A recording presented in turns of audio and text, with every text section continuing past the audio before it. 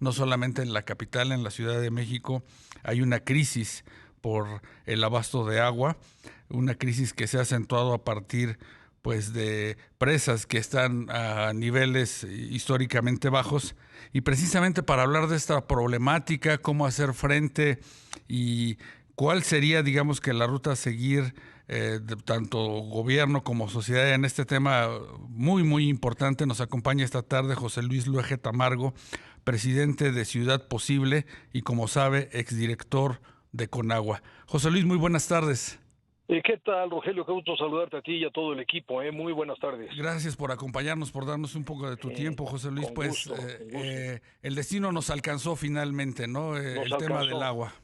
Así es, algo que se viene a venir desde hace ya mucho tiempo Claro. y que demuestra que somos un país que con gobiernos que no tienen memoria, que no le dan continuidad a las acciones que hay que hacer Que frente a los desprecian la problemas ciencia, reales. ¿no? Exacto, exacto. Este tema se viene discutiendo desde mediados del siglo pasado. De hecho, el sistema Lerma para abastecer la zona metropolitana de la Ciudad de México se arrancó en los 50, Rogelio. Sí, Quizá muchos de quienes nos escuchen no habrían nacido, pero bueno, claro. tú yo creo que sí. Pero bueno, yo al menos sí. Fíjate que la justificación del Lerma fue precisamente para dejar de sobreexplotar el acuífero. Ese fue el Claro. argumento para la justificación, digamos, técnico-económica, ¿no?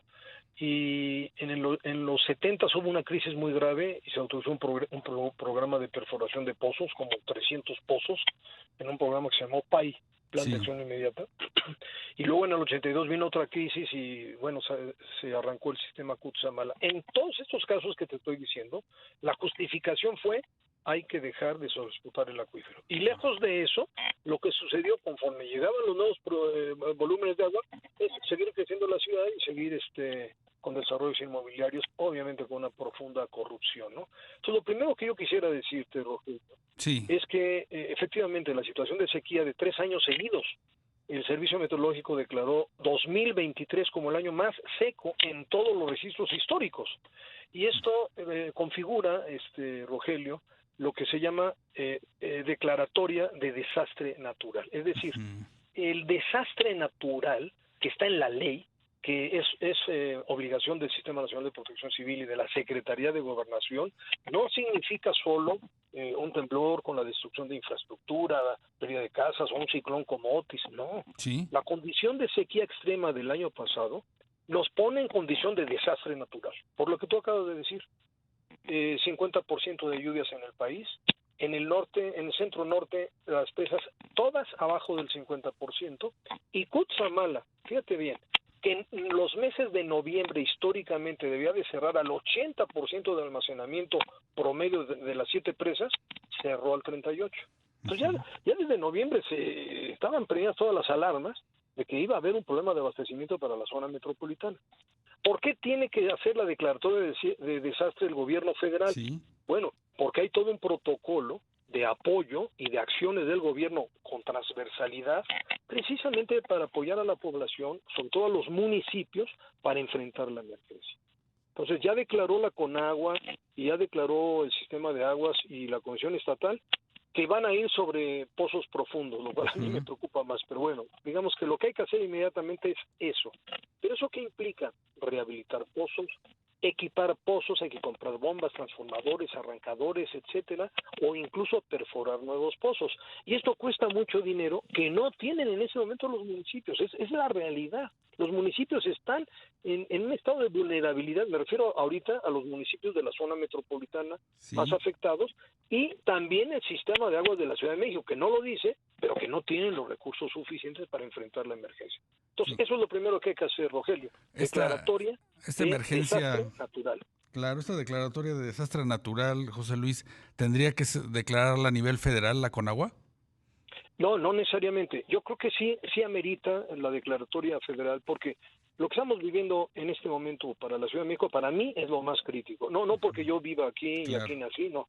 Porque estoy convencido que esto es lo más crítico por 3 razones. Somos la población más grande de México, 22 millones de habitantes, capital de la República y sede de los poderes. O sea, una crisis como la de Monterrey del año pasado en la Ciudad de México es francamente inmanejable, Rogelio. Entonces, por esa razón, yo sí le doy una prioridad a esto. Ahora, el norte, pues tú ya lo sabes, Hay estados que... San Luis varios Potosí, de San Luis para arriba, ¿no? Para arriba, varios distritos de riego no pueden ya con el ciclo primavera-verano, o sea, ya lo declararon, es pérdida total, no van a poder sembrar, no van a tener el agua para el ciclo primavera-verano. Esto implica pérdidas realmente muy graves y también desabasto de alimentos, ¿no? Claro. Entonces, yo francamente sí me siento muy preocupado, Rogelio, frente a una situación crítica que amerita la declaratoria de desastre y que el gobierno federal está en el limbo. Están pasmados, como que no pasa nada, ¿no? Sí. Y además te voy a decir una cosa, ¿sabes por qué no se hace la declaratoria?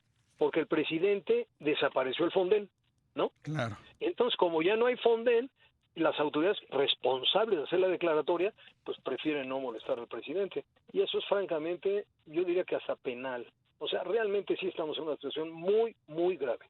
Sí, desafortunadamente, José Luis, la brújula está en otro lado con el Claro. tema electoral, pero lo cierto es que ni siquiera en el diseño del presupuesto para 2024, aunque Exacto. muchos eran los que decían va a venir una crisis de agua tremenda el próximo año en el diseño del presupuesto, pues no hubo Claro, y ninguna no le acción de hicieron este caso. tipo, claro.